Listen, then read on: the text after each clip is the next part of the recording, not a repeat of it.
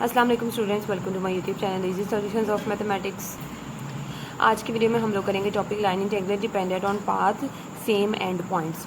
यानी कि इसके अंदर हम लोग ऐसी शेप्स डिस्कस करेंगे, ऐसी जो कि जिनके एंड पॉइंट्स सेम होंगे। जैसे कि हम इसको एक्सप्लेन करेंगे थोड़े से एग्जाम्पल को, तो फिर आप लोगों को थोड़ा सा आइडिया होगा। We now show that the value of line integral this in general depends not only on the end points P1 and P2 of the path but also on the geometrical shape of the path C। यानी कि सिर्फ points पर depend नहीं करती, उसके जो geometrical parts, जो geometrical shape होती है उस पर भी डिपेंड करती है। जैसे ये ज्योमेट्रिकल शेप है इसकी। इफ़ वो integrate from P1 to P2 along different paths, तो वो कह रहे हैं अगर हम इन P1 यानी ज्योमेट्रिकल शेप के अकॉर्डिंग अगर हम P1 और P2 के साथ हम किसी पाथ को जो है वो करते हैं इंटीग्रेट, तो उसकी वैल्यू डिफरेंट आती है। यानी अगर सेम P1 P2 हो पाथ C के लिए, लेकिन अगर हम दोबारा उन्हीं P1 P2 को लेकर दूसरे डिफरेंट पाथ्स पे जो है वो उसको इंटीग्रेट करवाएं, तो हमारी वैल्यू जो है वो डिफरेंट आएगी। तो अब इसके लिए हम एक एग्जांपल करते हैं जिससे अच्छे से हमें पता चलेगा। एग्जांपल हमारे पास कुछ इस तरह से एक वेक्टर दिया हुआ है, evaluate this integral from 0 1 to 1 1 along the path C। अब देखें दोनों पॉइंट हमें 0 0 और 1 1 दिए गए हैं। अब पीछे कोई एग्जांपल ऐसी है नहीं फिलहाल, चलें आगे जाके जो सॉल्व एग्जांपल्स देखेंगे उनमें हम देखेंगे। 0 0 और 1 1 है the straight line from 0 0 and 1 1। एक स्ट्रेट लाइन बनी है हमारे पास 0 0 और 1 1। अब हमें डिफरेंट पाथ्स दिए जाएंगे। अगर हम सिर्फ 0 0 और 1 1 के साथ इस सिंपल को हम लोग कर देते ना सॉल्व, तो हमारा इंटीग्रेट कर देंगे इसे, तो हमारा आंसर हो रहेगा। लेकिन अब जैसे हमें जो नीचे डिफरेंट पाथ्स दिए गए हैं ना, इन पाथ के अकॉर्डिंगली जब हम इसको सॉल्व करेंगे P1 और P2 को लेके, तो हमारे पास आंसर्स जो हैं वो और ज़्यादा डिफरेंट आएंगे। तो यहाँ से देखिए, अब एक स्ट्रेट लाइन हमने बनाई 0 0 से 1 1 तक। उसके बाद हम लोगों ने फिर the line segment C1 from 0 0 to 1 0।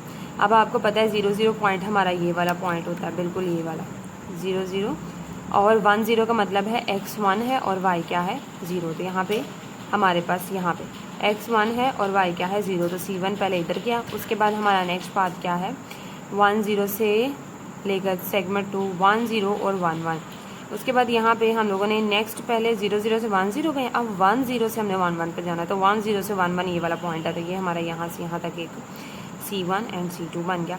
उसके बाद नेक्स्ट लाइन का the line segment C1 from 0 0 to 0 1, 0 0 से लेके 0 1 तक, यानी यहाँ पे x 0 है और y 1 है। तो x 0 y एक्सिस पे होता है और y यहाँ पे 1 है हमारे पास। फॉर एग्जांपल हमारे जो निशान है या कोई ग्राफ के अकॉर्डिंग यहाँ पे 1 है, 1 तक आ गए हम लोग। उसके बाद यहाँ से हमारा and then the line segment C2 from 0 1 to 1 1।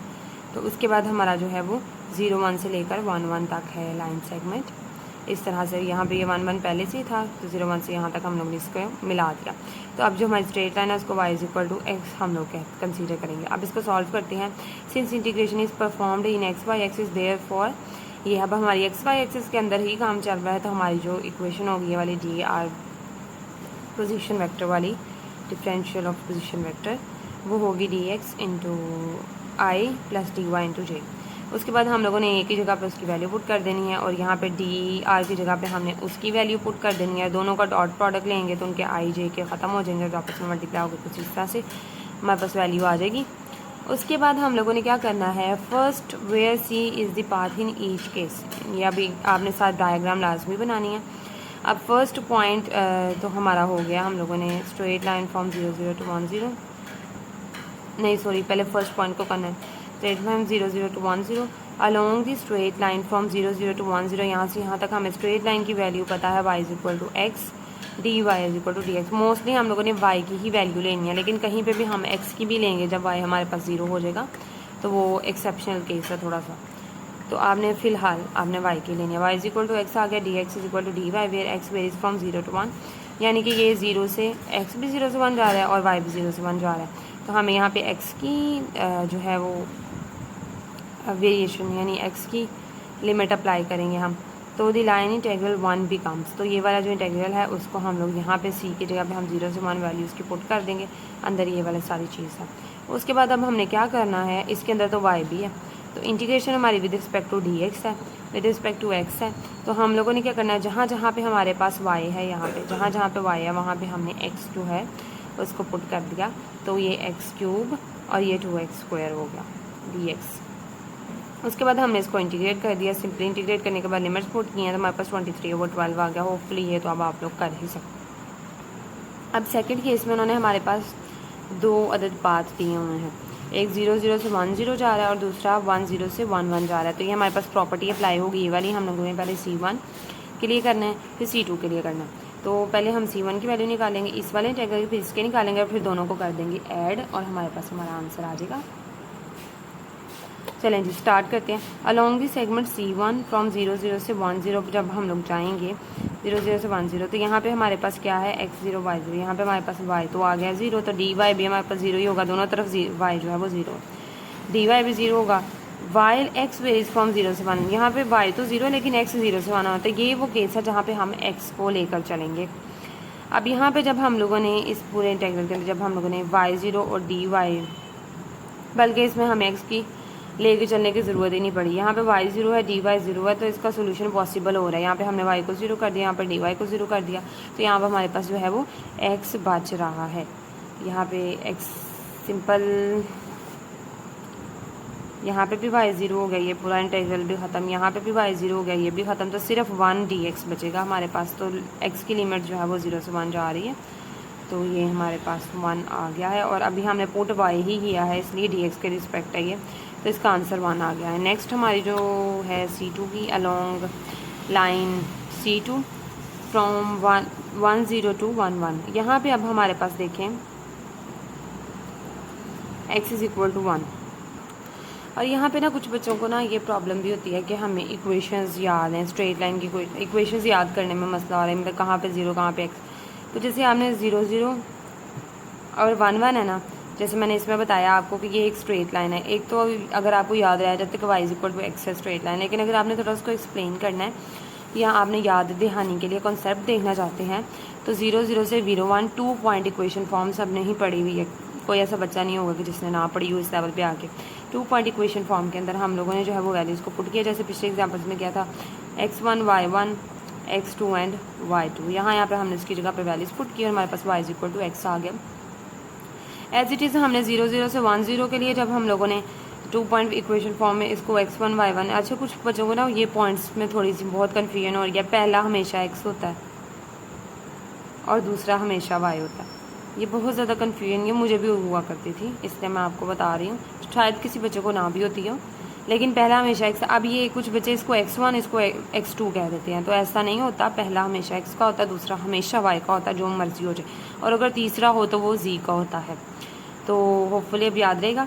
अब इसको इसके अंदर वैल्यूज पुट की तो हमारा y 0 आ गया था, जिससे हम लोगों ने y को 0 करते हुए कैसे पता चलेगा कि हमें y 0 आ रहा है, क्योंकि यहाँ पे तो 2 जगह पे है ना वैल्यूज़ पॉइंट्स, तो हमें कैसे पता चला y 0 आया, हमें इस तरीके से पता चला कि हमारा y 0 आया। अब तीसरी जो वैल्यू आ रही है हमारी 1 0 एंड 1 1 थी। अच्छा अब इसके अंदर पुट किया, यहाँ पे अब मैंने इसको सर्कल किया हुआ है। क्यों सर्कल किया हुआ है, क्योंकि हमारे यहाँ पे 1 -1 आ रहा था विच इज़ इक्वल टू 0। तो 1 -1 यहाँ पे नीचे आ रहा था क्योंकि ये था x1 y1 x2 and y2। तो यहाँ पे हमने क्या किया है y - x1 किया है, देन y2 - y1 1 - 0 और x2 यानी 1 - 1 किया। अभी जो 1 - 1 0 आ रहा है ना, तो ये क्योंकि अब इसको आपको पता है कि डिवीजन में जब भी 1 - 1 आ जाए तो वो इन्फिनिटी हो जाता है। तो जो इन्फिनिटी है वो पूरी वैल्यू को जो है इनफाइनाइट कर देते हैं। हमें तो इनफाइनाइट वैल्यू चाहिए नहीं, तो इनफाइनाइट से बचने के लिए, इन्फिनिटी से बचने के लिए हम लोगों ने 1 - 1 को इधर ला के इसके साथ 0 कर इसके साथ मल्टीप्लाई करवा दिया। 1 - 1 0 होती है, 0 से मल्टीप्लाई हुआ, ये सारा ख़त्म हो गया। उसके बाद ये वाली चीज़ भी ज़ाहिर 1 ही है, तो ये x - 1 इज इक्वल टू 0 बचेगा, तो यहाँ से हमारे पास x इज इक्वल टू 1 निकल आया, जिससे हमें ये पता चला कि dx इज इक्वल टू 0 है, क्योंकि जब हम लोग कॉन्स्टेंट वैल्यू का डिफरेंशियल अप लेते हैं तो वो 0 आता है। तो यहाँ से हमारे पास जो है हमारी सेकंड वाली वैल्यू, यहाँ पे x is equal to 1 dx is equal to 0। While अब वैल्यू x की है तो इंटीग्रेट हम लोग जो है वो लिमिट्स y की लेकर करेंगे 0 से 1 तक। Integral over this part of the path is, अब यहाँ से हम लोगों ने किया यहाँ से 0 से 1 और a की जगह पे ए का जो जितनी भी वैल्यू थी उस सारी वैल्यू के अंदर हमने एक्स को 1 पुट किया है, तो हमारे पास जो है वो 2y आया है। क्योंकि dx तो हमारा 0 है, तो जब dx 0 है तो ये वाली पूरी वैल्यू तो ख़त्म हो जाएगी, तो ये वाली वैल्यू बचेगी। इस वैल्यू में भी हमने x को 1 पुट कर दिया, तो 2y dy हो गया हमारे पास। जब हम इसको इंटीग्रेट करेंगे तो y² आ जाएगा, तो 2 से कैंसिल हो जाएगा, उसके ऊपर लिमिट्स अप्लाई करेंगे तो आंसर 1 आ जाएगा। तो पहले की इस वाले c1 की वैल्यू भी 1 आई है यहाँ पे, और c2 की वैल्यू भी 1 आई है, तो 1 + 1 हमारे पास 2 हो गया। इक्वेशन 2 से यहाँ से हमारे पास ये जो शुरू में हम लोगों ने सेकंड का केस बनाया था, इसमें से हमने वैल्यू पुट की तो वो 2 हो गई हैं। उसके बाद along the line segment C2 from 0 0 to 0 1, यहाँ पे x = 0 है, dx = 0 हो गया। वो भी किस तरीके से है, ये भी हम लोगों ने ऑब्वियसली 2 पॉइंट फार्मूला जो है उसको अप्लाई करते हुए हम लोगों ने किया है।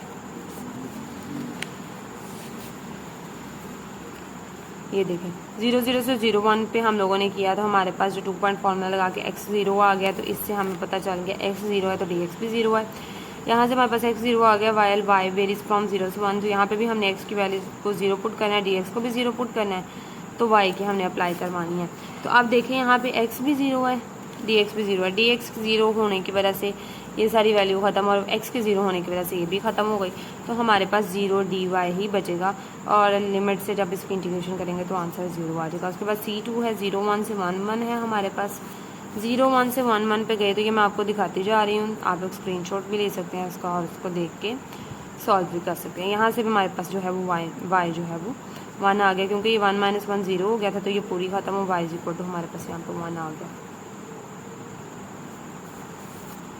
तो y 1 है, क्योंकि कांस्टेंट है तो उसका डिफरेंशियल 0 होगा, वाइल x वेरीज, तो आप क्योंकि y की वैल्यू है तो x की लिमिट्स लगेंगी, तो 0 से 1 है। The integral 1 over this part of the path is this, 1 वाला 0 है, सेकंड वाला ये है। अब इसके अंदर हम लोगों ने y, जहाँ पे y था वहाँ पे 1 पुट कर दिया, और जहाँ पे dy था वहाँ पे 0 पुट कर दिया, और dx वाला रह गया।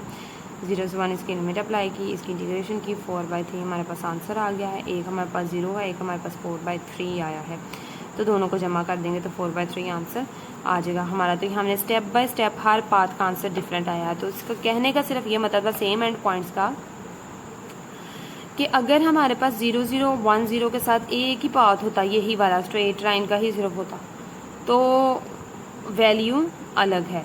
लेकिन जब हम लोग 0 0 से डायरेक्ट 1 1 पे जाते हैं तो वैल्यू अलग है। 0 0 से जब हम 0 1 से होकर 1 1 जाते हैं तब वैल्यू अलग आई है। 0 0 से 1 0 और फिर उससे 1 1 तक जाते हैं, यानी जितनी दफ़ा हम रास्ता बदलेंगे उतनी दफ़ा हमारी जो है वो आंसर चेंज आएंगे, लेकिन हमारा एंड पॉइंट क्या है, सेम है। ये असल में कॉन्सेप्ट है जो एंड पे आपको मैंने अब समझा दिया एग्जांपल के बाद, कि यहाँ से यहाँ, यहाँ से यहाँ तक, यानी हमारी डेस्टिनेशन 1 1 है, लेकिन हम कहीं से भी जाएं, यहाँ से जाएं या यहाँ से घूम के जाएं, यहाँ से घूम के जाएं, हर दफ़ा हमारा आंसर मुख्तलिफ आएगा, लेकिन हमारी मंजिल एक ही है, हालांकि डेस्टिनेशन हमारी सेम है।